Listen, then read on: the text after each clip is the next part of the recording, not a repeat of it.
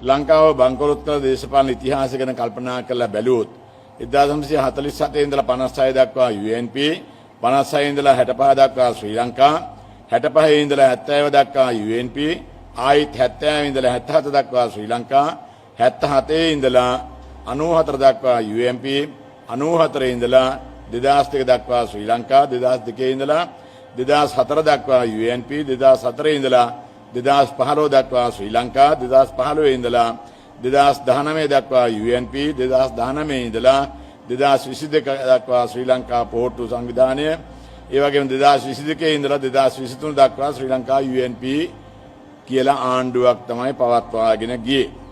අවුරුදු 75ක් මේ ශාපයෙන් රට මුදා ගැනීම තමයි අපි ළඟ බලාපොරොත්තු වෙන්නේ. රජයේම විගණනාධිපතිතුමා කියන හැටියට 2021 වෙනකොට රටේ ණය ට්‍රිලියන 18ක් තිබුණා. ඒත් වත්කම් තියෙන්නේ ට්‍රිලියන 3ක් පමණයි. මේ ආණ්ඩුව කරපු හැටි තාමත් මැනවින් හැමදෙනාටම අවබෝධ කරගන්නට රජයේ විගණනාධිපතිතුමාගේ වාර්තාව ප්‍රබානවත්. අපරාධකාරීන්ට, බොරුකාරීන්ට, තක්කඩින්ට, හොරුන්ට නිර්භයව ජීවත් වෙන ඉඩ දෙන එකම රට තමයි ශ්‍රී ලංකාව. තවදුරටත් මේ ඇත්තන්ට රැවටෙනවද කියන එක රටේ ජනතාව කල්පනා කරලා බලන්න ඕන. ජනාධිපතිතුමා අපේ හිතවත් රනිල් මහත්මයා මේ වෙනකොට වසර 42යි මාස 10කට වැඩිය മന്ത്രിවරයෙක් හැටියට කටයුතු කරලා තියෙනවා.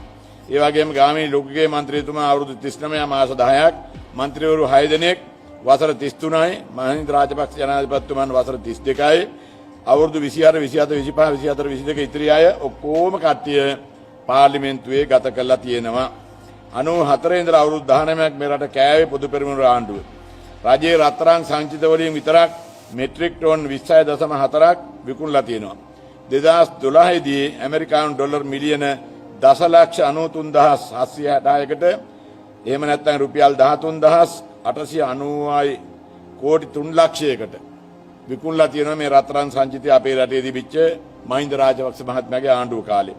කොමිසක කීයද කියලා අපි දන්නේ නැහැ. අපරාධකාරීන්ට, බොරුකාරීන්ට, තක්කඩින්ට, හොරුන්ට නිර්භයව ජීවත් වෙන්න ඉඩ දෙන එකම රට ශ්‍රී ලංකාවයි කියලා කිව්වේ මෙන්න මේ කාරණේ නිසා. ඒ වගේම වර්තමාන ආණ්ඩුව කියන්නේ විධායක ජනාධිපති සහ ඌට හිතවත් හොරු නඩයයි.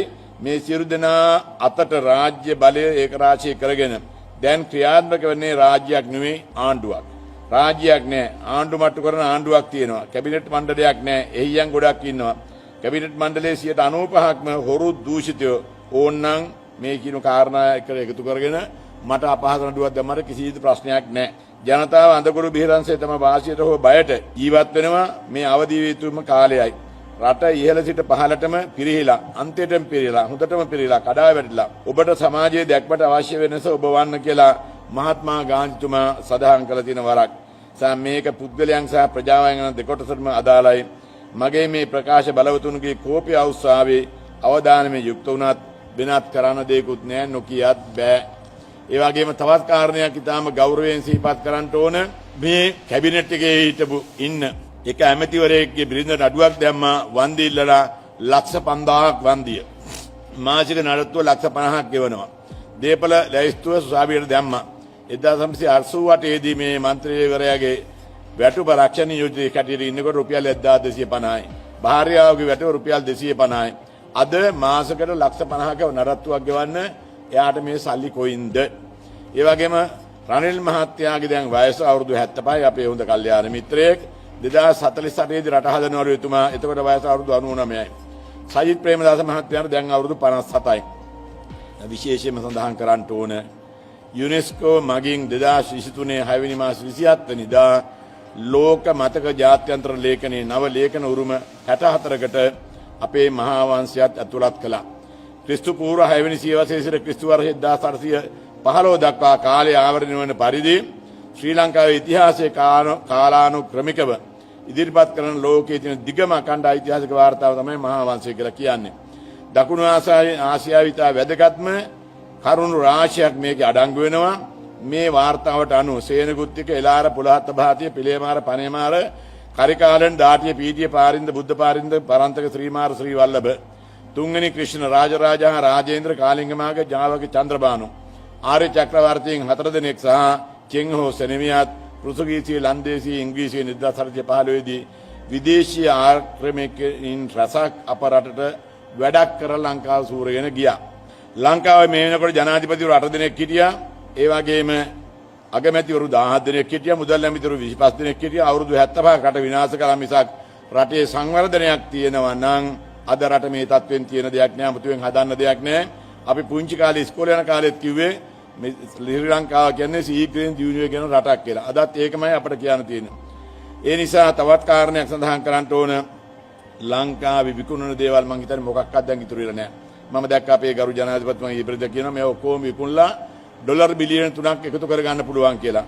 මොනවද විකුණන්නේ? ටෙලිකොම්, හිල්ටන් හෝටලේ, ශ්‍රී ලංකන් ගුවන් සේවය, රක්ෂණ සංස්ථාව, ලංකා රෝහල, වෝටර් ස්ටේජ් ආදී වටිනාම දේවල් ටික තමයි අපේ හදවත වගේ දේවල් තමයි මේ විකුණන්නේ. අපේක්ෂාව වෙන මුදල ඩොලර් බිලියන 3යි. ලංකා ටෙලිකොම් සතු දිවෙන පුරා ඇති ඉඩම් වල වටිනාකම් විතරක් මිලියන 54721යි.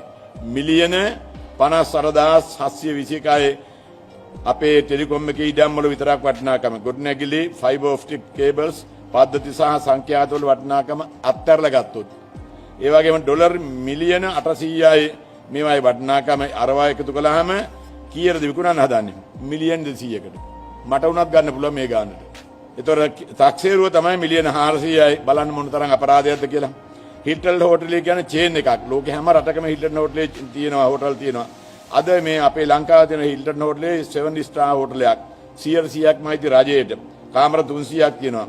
ඉඩම් අක්කර 7මාරක් තියෙනවා. ඇමරිකානු ඩොලර් මිලියන 15ක් වැය කරලා පහුගිය කාලේ හිල්ටන් හෝටල් රිපෙයාර් කළා. 2023 දී තාක්ෂේරුව මිලියන 124යි. මේ 2024 තාක්ෂේරුව ඩොලර් 55.5යි. ඩොලර් 55.5යි. මෙතන තියෙනවා මහත්මයා පර්චේස් එකක් කෝටි 3ක් වෙනවා මේ හරිය. හිල්ටන් හෝටලේ තියෙන තැන ඉරිමේ වටිනාකම. පර්චේස් 160ක් තියෙනවා අකරයකට. පර්චේස් මෙතන තියෙනවා 1260ක්. 1263 මිලියන් 3න් වැඩි කළාම කෝටි 3600ක් වෙනවා. ඉඩමේ වටිනාකම විතරක් විකුණන්න හදන්නේ ඩොලර් මිලියන 55.5කට. මොන අපරාධයක්ද බලන්න. මේ වගේ ආණ්ඩුවක් ආයිත් පත් වුණොත් මොන වගේ දේවල් වෙයිද? මිනිස්සුත් විකුණාවේ, ගෑනුත් විකුණාවේ, ඔක්කොම විකුණාවේ. මේ රටේ විකුණන දෙයක් ඉතුරු වෙන දල්දා මාලිගාවත් විකුණාවේ, ශ්‍රී මහා බෝධියත් විකුණාවේ, සීගිරියත් විකුණාවේ, ඔක්කොම ආයතන විකුණාවේ. සාමේ විකුණන් කරන ආණ්ඩුවක් අපට නැවත බලයට පත් කර ගන්නට අවශ්‍යතාවයක් නැහැ. මේ අධම කාලකණි පව්කාර නඩය පණ පිටීම පුළුවන් නම් කියන්න හොදත් නැහැ, නොකියත් බෑ. ජයරත්නයකට හරි බාන් රේමන්ඩ්කට හරි බාර දෙන්නයි තියෙන්නේ. ඒ තරම් අපරාධ කරන්නේ මේ කාලය තුල මේ පවතින රජේ. ජනාධිපතිවරණයට අපේක්ෂක 39ක් ඉන්නවා. 35ක්ම ඡන්ද 100ක්වත් ගන්න බැරි අයුන් ඉන්නේ. ඕනනම් 4-5 දෙනෙක් ඉන්නවා වැදගත් අය. ඒ ඇත්තන්ගේ සමහරුන්ගේ මේ 35න් දෙනාගේ ළමයින්වත් ගෑණිවත් මං හිතන්නේ මේ ඇත්තට ඡන්ද දෙන්නේ නැහැ. එක්කෙනෙකුට මිලියන 200ක් වැය කරනවා. කාගේ සල්ලිද? මහ ජනතාවගේ සල්ලි. මිලියන 235න් වැඩි කළාම මිලියන් 7000ක් මේ වැඩකට නැති පළක් නැති තුට්ටුව වටිනාකමක් නැති ජනාධිපති අපේක්ෂක වෙනුවෙන් වීදම් කරනවා. මේක නවත්ත ගන්න බැරි ප්‍රජාතන්ත්‍රවාදය මොකද්ද? අවම වශයෙන් 10%ක්වත් ඡන්ද ගන්න බැරි මේ තහනම් මේ අයගේ පක්ෂ ටික තහනම් කරගෙන බැරි වෙච්ච මේ ආණ්ඩුවෙන් ඇති වැඩේ මොකක්ද?